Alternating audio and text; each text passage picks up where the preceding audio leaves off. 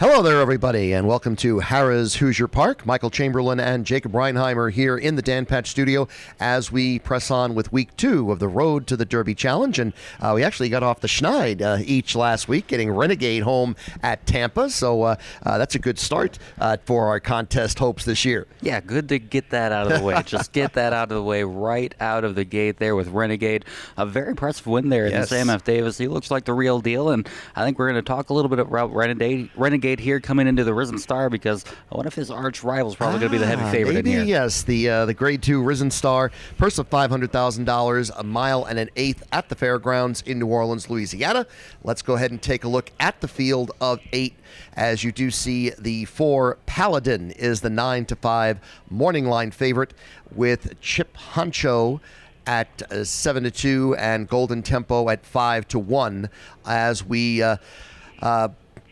you'll have a very interesting field of 8. However, as I have to say, I do think, as I talked about Renegade already, Paladin's the horse to beat, because Paladin's beaten Renegade already. Now, has beaten him twice, but one of those was as a result of a disqualification. So just crossed the line in front of Renegade once. But certainly I think Paladin is the one we got to watch. Yeah, I think so too. And he just looks like a specimen out there. He's bred to be a really good one, a son of Gunrunner out of a Tappet mare. You can't ask for anything much better than that. And I just love that Remsen effort. Just got better as the race went on, and really went right on by Renegade after he slugged it out with him in that first start. So I think if this horse continues to take steps forward, this is one I think we're going to do a lot of talking about. And this horse, if I'm not mistaken, is only 8-1 on the last Kentucky Derby future wager. So there are a lot of folks that are on the Paladin wagon here in the early days of the Road to the Derby. Let's go ahead and take a look at our selections. We do agree on the 4-horse Paladin as the top pick here, and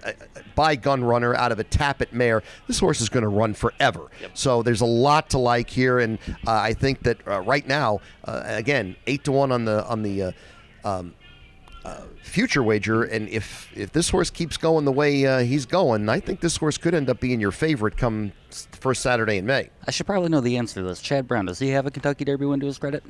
Ooh, that's a great question. I don't know off the top of my head. We'll have to see if maybe one of the comments can answer that question and look it up, and we'll see. But a second pick for me is the 2 Golden Tempo. Now, this horse is also undefeated.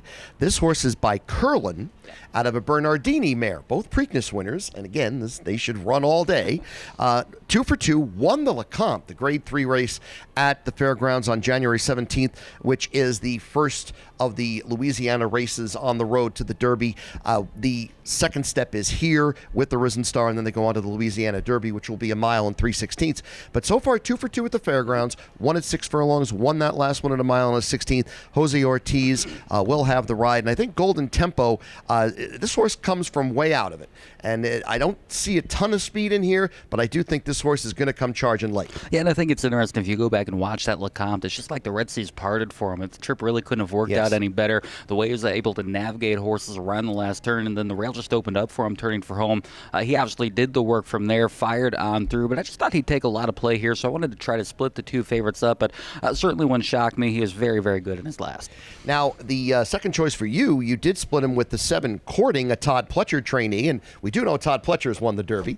And this one with Johnny Velasquez riding was 4th, going back to that Grade 2 Remsen, and had won the time before at Aqueduct in early November. And they're adding blinkers to this horse, too. And that's going to be the key for me. I think, obviously, the top 3 just got away from him in the Remsen, but I thought he finished the race really, really strongly there. I think this is the kind of horse that can really take a nice step forward, continue to improve, and again, we just know what was in that Remsen with Renegade and Paladin, so he was chasing some monsters, and I just think there's some upside on this horse for the Todd Pletcher training. Another son of Curlin, as you mentioned. Love to still see that name so prevalent in the programs here on the Derby Trail. But Courting, I just like him, and like I said, I think with the blinkers on, maybe trying to get a little bit more early speed out of this horse, get him a little closer to the action, should go a long way. And on the Road to the Derby, we always do talk about Steve Asmussen having not won the Derby yet, despite having many chances to do so. And he trains the 5 Chip Honcho, my 3rd pick. Now, in contrast to your second choice, they are removing the blinkers from Chip Honcho here. Was 4th in the Lecomte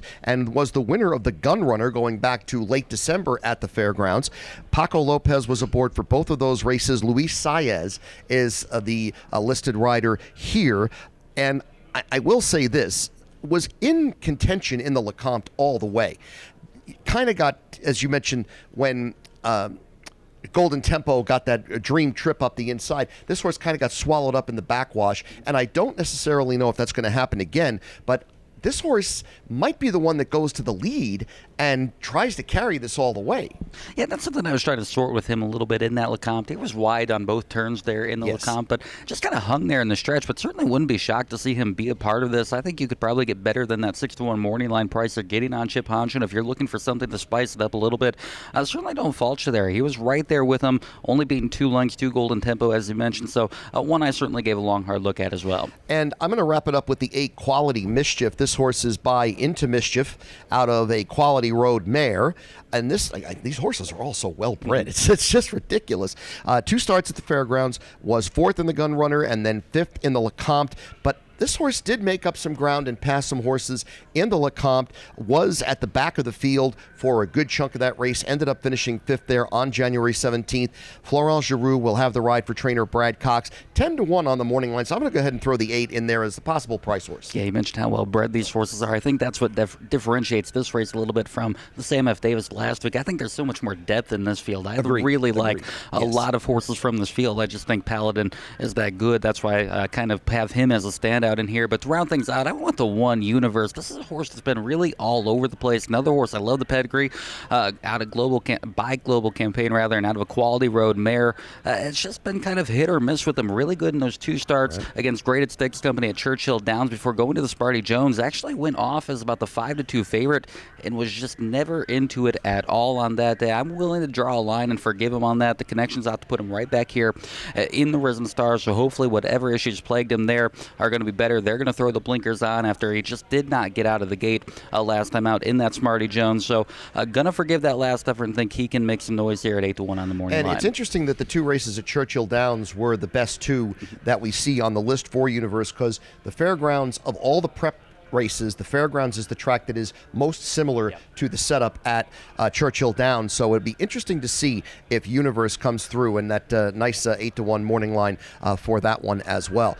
So that's our look at the Grade 2 Risen Star. Jacob with a 4-7-2-1 top 4. I have a 4-2-5-8. So we do agree again on the 4 Paladin. We're going to have to start getting the different horses here. But if we go 2 for 2, I'm off. I can't lose ground to you now in the contest. Yeah, no, I'm off for a good start. Absolutely.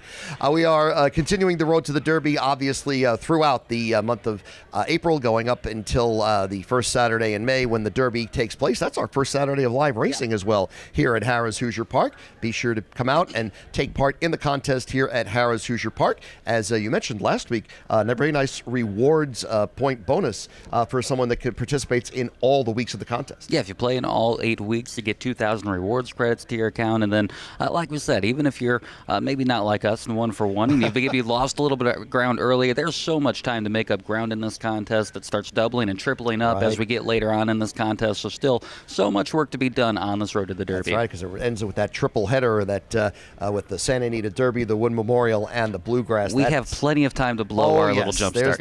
There's a long way for us to pick a whole slew of losers. Don't worry. So that is our look at the Risen Star at the fairgrounds this coming Saturday, Valentine's Day, and certainly I would love to have Paladin win. I know you would too, and you always get roses on Valentine's Day too. So you never know. Maybe it'll work out that way. But for Jacob Reinheimer, I'm Michael Chamberlain, wishing the best of luck to you all.